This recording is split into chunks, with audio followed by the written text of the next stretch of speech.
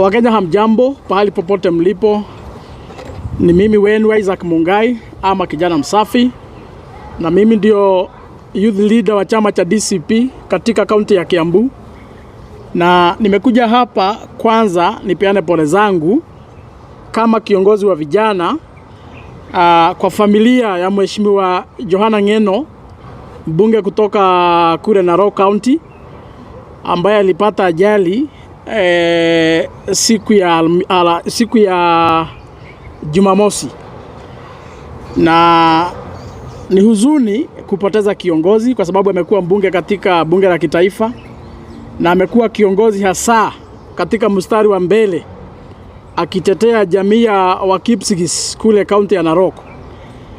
Kwa hivyo basi mimi kama kiongozi wa vijana nipatiane pole zangu kwa familia yake kwa yale ambayo yamefanyika.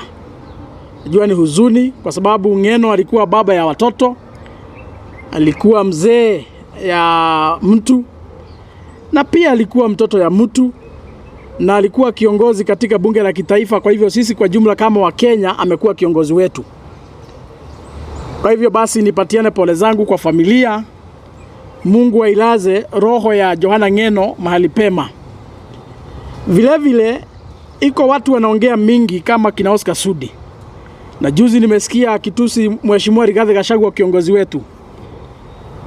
Na mimi nataka niambie Oscar Sudi, tunajua ya kwamba mko na wasiwasi kwa sababu huenda ikawa uchunguzi kifanyika nyinyi ndio wahusika wakuu. Na pengine ndio maana mnawashwa na yale ambaye Rigiji aliongea.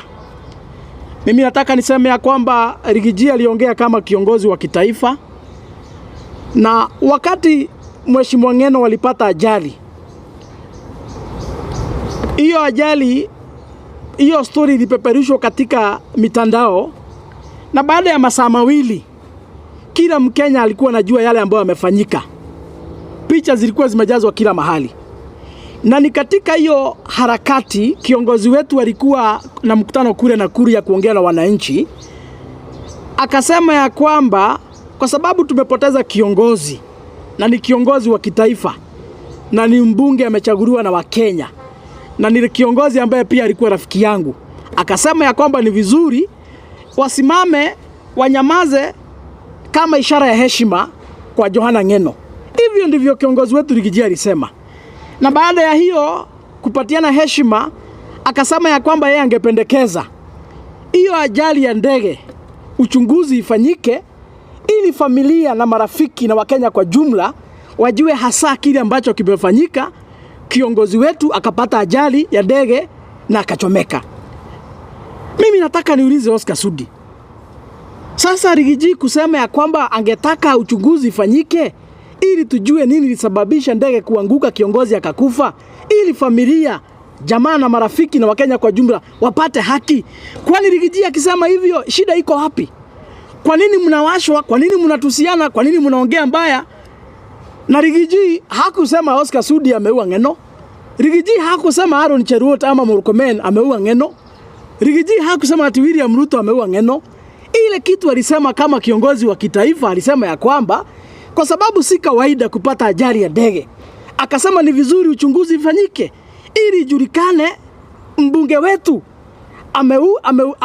amepata ajali kwa njia namna gani, ama ni vipi ndege inachomeka kwa hewa na kiongozi amekufa. Na hivyo ndivyo imekuwa hata hapo awali.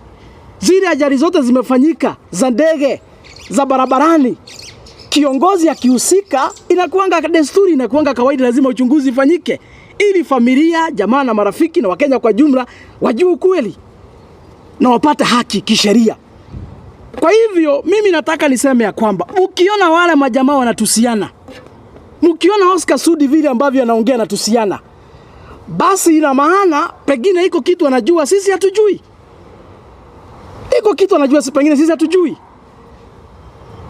Na nimekuja hapa kukemea wale mabloggers ambao walipatiwa kazi na Oscar Sudi, wakaandika ya kwamba wakachukua video kwa mitandao ya Rigiji akiongea akiwa katika Nakuru, wakachukua video Rigiji akiongea akiwa katika Nakuru. Hiyo video wakaiedit, wameiweka ionekane ya kwamba eti Rigiji anasema ya kwamba anafurahia Mheshimiwa Ng'eno amekufa. ni kazi ya mabloggers, mashetani, mapepo wale wamelipwa na Oscar Sudi, wajinga walagai wale wamelipwa na Oscar Sudi. Mheshimiwa Rigathi Gachagua, matamshi yake siku ya Jumamosi katika mkutano kule Nakuru, ili aliongea iko wazi. Aliambia Wakenya wasimame kama ishara ya heshima ya mwisho kwa sababu kiongozi ameaga. Na kisha akazidizia kusema ya kwamba Ng'eno amekuwa rafiki yake kisiasa, wamefanya mengi kisiasa na walikuwa wanashirikiana kisiasa. Akasema ya kwamba angetaka ichunguzwe kwa sababu alikuwa rafiki yake kisiasa. Hivyo ndivyo Mheshimiwa Rigathi alisema. Kwa hivyo hawa mabloggers wanaeneza upuzi hapa, wameedit ma video under instructions of Oscar Sudi. Nyinyi mnakosea heshima familia ya Johana Ng'eno. Mnakosea heshima familia ya Johana Ng'eno. Kitu kingine tukiwa hapo, siku ya jana Mheshimiwa Rigathi akiwa kwa kanisa alielezea uhusiano yake vile ambavyo imekuwa na Mheshimiwa Johana Ng'eno. Na Wakenya wanajua ni wazi ya kwamba wakati kina Ishong'wa and the rest walianza kusema ya kwamba wataimpeach Rigathi Gachagua, inasemekananga akiwa Kisumu kwa hoteli, William Ruto alimtumia watu wakarekod vile ambavyo alikuwa anaongea akiwa kwa room yake ya kulala. Na jana Rigiji akatuambia ya kwamba yule alikuwa amemtembelea hiyo siku alikuwa anaongea naye alikuwa Johana Ng'eno. Na Johana Ng'eno, it is on record, it is in a public domain. Wakati wa impeachment alisimama sana na kudefend Rigathi Gachagua. In fact, katika Rift Valley mzima, wale viongozi mwanzo walisimama na Rigiji wakasema ya kwamba watasimama na yeye na atampatia heshima mpaka mwisho. Alikuwa Johana Ng'eno na Senator Cherargei. Hao wawili ndio walisimama wakasema ya kwamba hawatakubaliana na wale ambao wanataka kumuondoa kwa mamlaka kinyume na sheria Rigathi Gachagua. Kwa hivyo Ng'eno alisimama na Rigiji. Hakuna mahali Rigiji ameongea uongo. Video ziko. Alisimama na Rigiji na akasimama na ukweli na akampigania kama rafiki yake. Hivyo basi Rigathi Gachagua ni haki yake kama Mkenya yeyote ama kiongozi yeyote kusema yale alisema kuhusu rafiki yake ambaye amepata ajali ya ndege. Na wale wanaongezea maneno, wale wanaongeza porojo zao, wale wanaongea porojo mingi, hiyo yote tu ni upuzi. Lakini ukweli ni kwamba Johana Ng'eno alisimama wazi, alisimama wima na akaunga mkono Rigathi Gachagua na akamtetea. Siku alikuwa anapitia some political persecutions. And that is what they were discussing in the room wakiwa kule Kisumu, according to what Rigathi Gachagua said yesterday. Kwa sababu pia baada ya yeye Ng'eno kupatikana wanazungumza mengi wakiwa na Rigiji, hata alianza kuteswa na hii serikali. Alianza kupitisiwa mambo mangumu kwa hii serikali. And those were some of the things they were discussing with Rigathi Gachagua. And therefore ni vizuri tuseme hapa, kina Oscar Sudi, ile heshima kubwa mnaweza patia familia ya Johana Ng'eno, kwa sababu unajifanya sana wewe ulikuwa rafiki yake, unajifanya sana vile mlikuwa mnaongea. Ni sawa, sisi hatuna shida na hatusemi wewe haukuwa rafiki yake. Ile kitu tungetaka kusisitiza ni ya kwamba ile heshima kubwa unaweza patia bibi yake na watoto ni kufunga mdomo, uache kutusi Rigathi Gachagua. Na kama kweli bwana Oscar Sudi uko na heshima na Johana Ng'eno na familia yake, kwa nini unakataa uchunguzi ifanyiwe? Hatuwezi nyamaza tuseme eti hali ya hewa ilikuwa mbaya zaidi, eti ndio maana ajali ikapatikana. We cannot assume. This is Kenya. Na tunajua vile siasa zinapangwa hapa. Juzi tumepoteza CDF hapa. Hii tu mambo ya dege hapa mnasema sijui ya hewa. Akachomekea kwa hewa. 1 year later kiongozi Ng'eno amechomekea bado kwa hewa. So hatuwezi nyamaza tuseme ya kwamba ni ajali za kawaida. And in the case Oscar Sudi, and in the case even if ni accident tu ya kawaida, kwani iko makosa kuchunguza tujue kwa nini yule pilot alikubali kuendesha ndege na anaona hewa haikuwa sawa. Kwani iko makosa kuchunguza? hakuna makosa kuchunguza. Na kama mnaheshimu Johana Ng'eno na familia yake, ile kitu mnafaa kuambia Rais wa Jamhuri ya Kenya na idara ya polisi, idara ya upelelezi, ni ya kwamba waharakishe kuhakikisha ya kwamba wamefanya uchunguzi, ili familia kabla wazike baba yao, kabla wazike mtoto yao, kabla Wakenya wazike kiongozi wao, kwanza wajue nini kiliendelea. Hiyo ndio ile haki tunaweza pata ile familia. Kwa sababu unajua ni vizuri tuambiane ukweli. Katika jamii ya Kipsigis, yule kiongozi ambaye alisimama kuwatetea usiku na mchana, yule mtu alikabiliana na mapolisi. Siku huko Narok kumekuwa na vita ya mashamba. Yule mtu alisimama mchana wazi akakabiliana na mapolisi. Wala walikuwa wanasababisha maafa katika hiyo vita ya mashamba. Alikuwa Johana Ng'eno. Na iko wazi ya kwamba Johana Ng'eno amekosana na serikali mingi, hata wakati wa Mheshimiwa Uhuru Kenyatta akitetea jamii yake ya Kipsigis. Kama iko siku Johana Ng'eno ametetea watu wake, kama iko siku Johana Ng'eno amekosana na serikali, si kwa sababu eti yeye alikuwa anauza mihandarati, si kwa sababu yeye eti alikuwa mwizi, si kwa sababu eti yeye alikuwa na biashara za magendo. Kama iko siku Johana Ng'eno amekosana na serikali yoyote, ni kwa sababu alikuwa anatetea watu wake wa Kipsigis. Na ndio maana amekuwa katika mstari wa mbele kuteteza na kuuliza serikali maswali. Kwa hivyo hilo jambo hatuwezi lichukulia kwa urahisi, kwa sababu mtindo wa hii serikali, wakiona mtu anasimama na kutetea jamii yake ama kutetea wale ambao wamemchagua, kawaida wanaanza kumtishia, kawaida wanaanza kumzungusha, kawaida wanaanza kumtesa. Na ndio maana hatuwezi chukulia hili jambo kwa urahisi, kwa sababu tunajua Johana Ng'eno amekuwa katika mstari wa mbele akitetea watu wa Kipsigis. Na watu wa Kipsigis wanajua hivi. Watu wa Kipsigis wanajua hivi. Na nimeona hata jana waliongea, wakasema ya kwamba wangetaka Matiang'i, wangetaka Rigathi Gachagua, wangetaka Martha, wangetaka hao viongozi wote washikane kusukuma serikali ifanye upelelezi na ifanye uchunguzi. Kwa hivyo niambie Sudi, hiyo matusi utapeleka pengine. Na sisi tumechoka kama jamii bana. Umetusi Rigathi ya kutosha.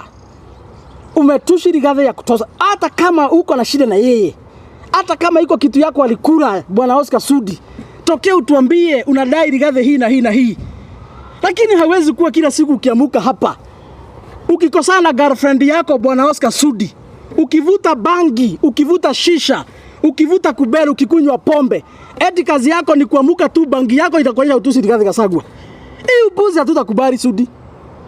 Hii upuzi hatutakubali. Na iko mahali itafika hata sisi tutakuja tu kwako Oscar Sudi. Wacha tu nikwambie hapa kwa kamera. Kwa sababu juzi Rigiji ameongea na akatuwekea audio vile ambavyo ulimtusi siku nyingine hapo. Jana umerudia hiyo makosa. Nataka nikuambie, tunajua nyinyi ndio serikali. Tunajua nyinyi ni ma-expert wa kuuana na kufanya abduction. Lakini hiyo haitafanya tuogope, kwa sababu hata wewe uko na makende mbili kama sisi. Na ile kitu tutafanya sasa mahali imefika. Bwana Oscar, tutakuja kwako. Tutakuja kwako. Uandae chai, utapata wageni hivi karibuni. Tutakuja kwa hiyo boma yako uandae chai. Tutakuja kwa hiyo boma yako, tutaketi chini Oscar Sudi. Sisi wanaume, hakuna mtu ako na makende tatu, uko na mbili kama sisi. Tutaketi chini. Na utatuambia nini kila siku ukiamuka unatusi Rigathi Gachagua. Rigathi sio bibi yako bana. Heshimu yeye, na hata kama hauoni maana yake, sisi kama jamii ni kiongozi yetu hapa. Sisi kama Wakenya ni kiongozi wetu. Rigathi Gachagua is the identity of one-term movement. Rigathi Gachagua is the key principle in the united opposition. Rigathi Gachagua is a man God is going to use to liberate this country. Rigathi Gachagua is a man God have chosen to bring changes in this country. And therefore, Bwana Oscar Sudi, tutakuja kwako kwa boma yako na tutaketi chini, utatuambia shida yako na Rigathi ni nini. Lakini hatutavumilia tena hii matusi. Hatutavumilia tena hii matusi. Mlimtusi hivyo wakati alikuwa naibu wa rais, mlimtoa kwa kiti Kasia nyinyi. Hamwezi endelea kumtusi na yeye alitoka kwa serikali. Hana deni yenu, hakuna deni yenu wako naye. Na kama mnaona yeye ndiye atazuia huyo mtu wenu apate kiti, atazuia, na William Ruto hatapata kiti. Hatapata kiti for so long as Rigathi Gachagua ako uhai, William Ruto hatapata kiti. Rigathi Gachagua is the determinant in this election. He is a man God is going to use to make sure William Ruto serves one term as a president. Hiyo ndio ukweli, mpende msipende. Na kama iko kitu mtafanya mfanye. Hatuwezi kuwa tunasumbuana hapa kila wakati. Tumevumilia mingi. Yale mlifanya mkamtoa kwa serikali, mkamtoa kwa kiti. Kinyume na sheria. Mkafanya ukora yote na ile upuzi yote mlifanya mkamtoa kwa kiti. Mlifanya hiyo yote na tulivumilia.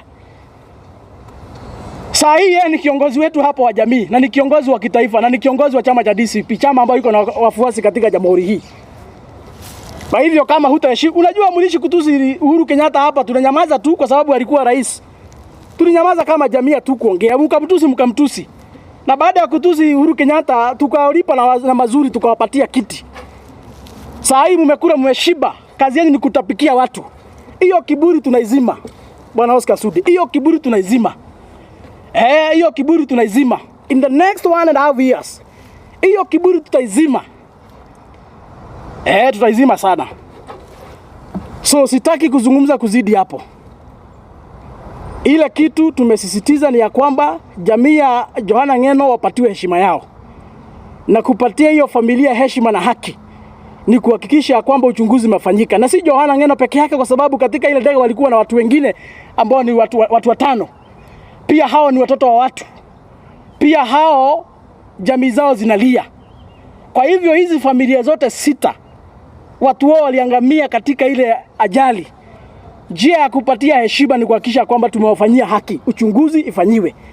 Na sisi hakuna mtu tunawekelea lawama. Isipokuwa ni Oscar Sudi analialia mapema.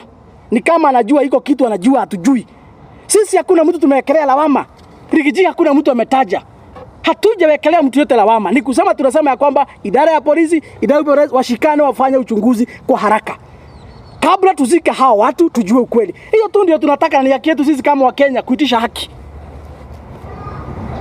Lakini mkileta upuzi, hata sisi tutaleta upuzi. Kwa hivyo mfikishie Oscar Sudi habari. Mwambie kwamba hivi karibuni atayarisha chai, atakuwa na wageni. Tunaenda mpaka kwake. Lakini hata tusi kiongozi wetu hatutanyamaza tena. Hatuwezi tunajua wao ndio wako na marisasi. Wao ndio serikali, wao ndio wako na wakora, wao ndio wanakontrol kitu, wao ndio wako na pesa. Matufasonga wako na makanabili, hatuwezi kuogopa kama mbaya. So is it safe kwa opposition kutumia ndege zaidi? Ile kitu tungetaka kusema hapa. Kwa sababu tumekaa hapa. Tumeona mambo vile ambavyo imekuwa ikienda wakati kuna succession ama uchaguzi mkubwa unakaribia. Saa hii mahali tumefika sisi tuambie viongozi wetu in the United Opposition, starting with Rigathi Gachagua, our party leader. Mahali imefika hatuwezi amini mtu yeyote. Saitoti alikufia kwa anga na moto. Akachomekea akiwa kwa ndege. Over 14 years ago. I think it was few months to election then. Juzi tumepoteza CDF, ameangamia tu kwa hiyo moto, mambo ya ndege. Saa hii 1 year later tunaongea mambo ya Johana Ng'eno. Kesho hatujui ni nani. Na kwa sababu huyu Ng'eno ambaye amekufa kwa hiyo ajali ya ndege, walikuwa na Rigathi Gachagua kule Kisumu. Wakati Rigathi alikuwa anapangiwa mambo impeachment. Hatuwezi jua kwa nini hii imefanyika. And therefore ni haki yetu kutoamini hawa wakora. Ni haki yetu kutoamini hawa wakora. Ama watatushika kwa sababu hatuamini, ama watatulazimisha tuamini. Hawawezi kutulazimisha tuamini. Kwa hivyo mahali imefika, sisi tunaambia kiongozi wetu Rigathi Gachagua and the other principals in the United Opposition, tumieni matatu, tumieni Mugithi, tumieni Uber ama baiskeli ama mtembee miguu. Lakini mambo ya kutumia helicopter muache. Kama utatumia ndege, labda unasafiri US, hiyo ndege iko na wasafiri wengi. Lakini kuzunguka hapa Kenya, mambo ya kutumia helicopter, sisi tunaambia viongozi wetu kwanza hiyo muache. Hatuwezi amini ile serikali iko. Na tuko na sababu dhabiti ya kutoamini, hata wao wanajua hivyo. Hata Mungu ni mshahidi kwetu sisi. Kwa nini hatuwezi amini hawa watu? Hatuwezi waamini. Kwa hivyo tunawaambia wasijaribu kutumia mambo ya helicopter. Watembee miguu, watumie Mugithi, watumie Bolt, watumie baiskeli.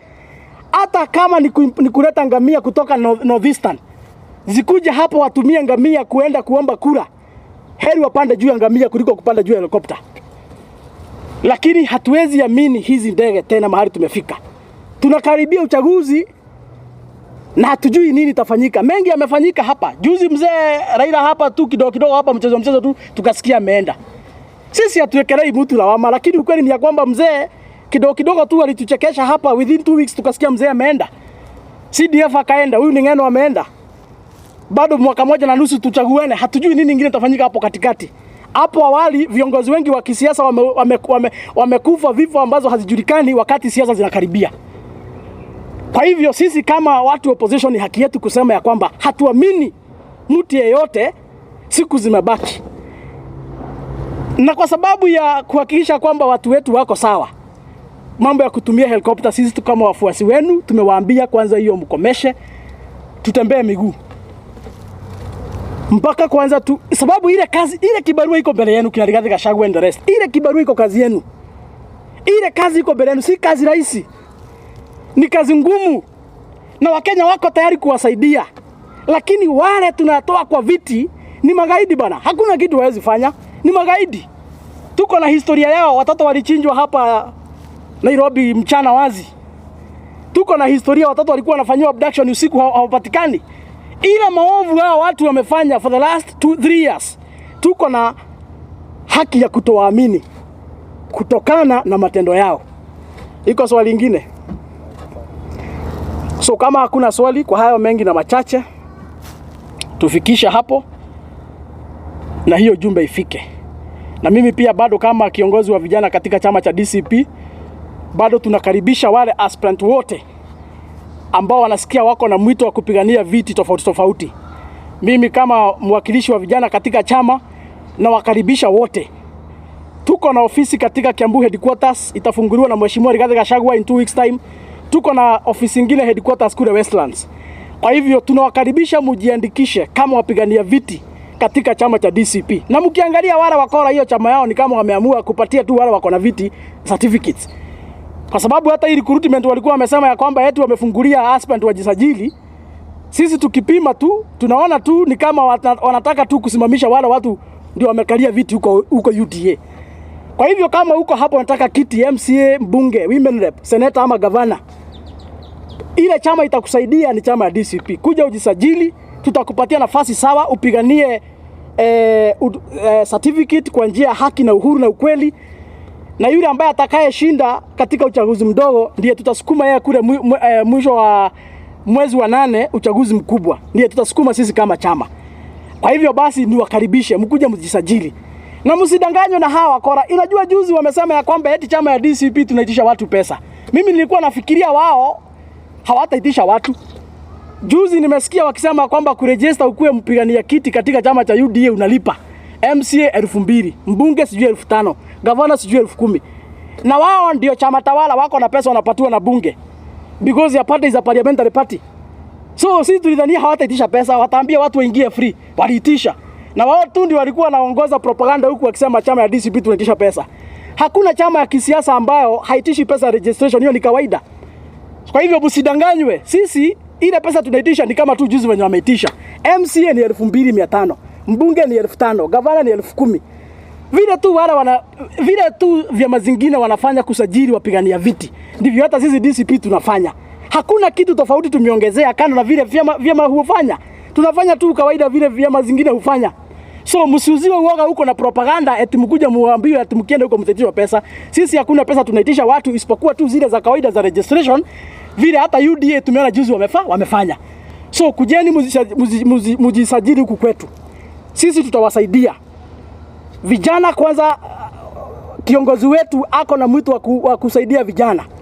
So wala wote ambao wanasikia kwamba wanataka viti za MCA, hata kama ni kiti gani, unasikia huko na mwito wa kuleta mabadiliko katika taifa letu la Kenya, tafuta ofisi ya DCP pahali iko. We have coordinators in every county. We have offices in every county. Hapa Kiambu tuko na coordinator anaitwa Mheshimiwa Sovingo Viviana. Utampata kwa ofisi. Hakikisha kwamba enda ujiandikishe. Sisi kama chama tutakuunga mkono, tutakusupport mpaka kule mwisho. Kwa sababu sisi tumeamua DCP ndio ile chama italeta serikali mpya. Kama ni hapa Kiambu tunafagia. Wabunge wote wa UDA wataenda nyumbani. Ma MCA wote 60 hapa Kiambu wa UDA wataenda nyumbani. Gavana, women rep wote wa UDA hapa wataenda nyumbani. Tutakuwa na gavana mpya hapa Kiambu wa DCP, women rep wa DCP, senator wa DCP, wabunge 12 wa chama cha DCP, na tutakuwa na MCA 60 hapa Kiambu County wa chama cha DCP. Kwa hivyo kuja ujisajili, tutakuunga mkono, ndio tutengeneza serikali mpya, ile serikali ambayo itakuwa inatetea Wakenya kwa njia haki na ukweli. Tufukuze hawa magaidi waende. Ni hayo, kama kuna swali.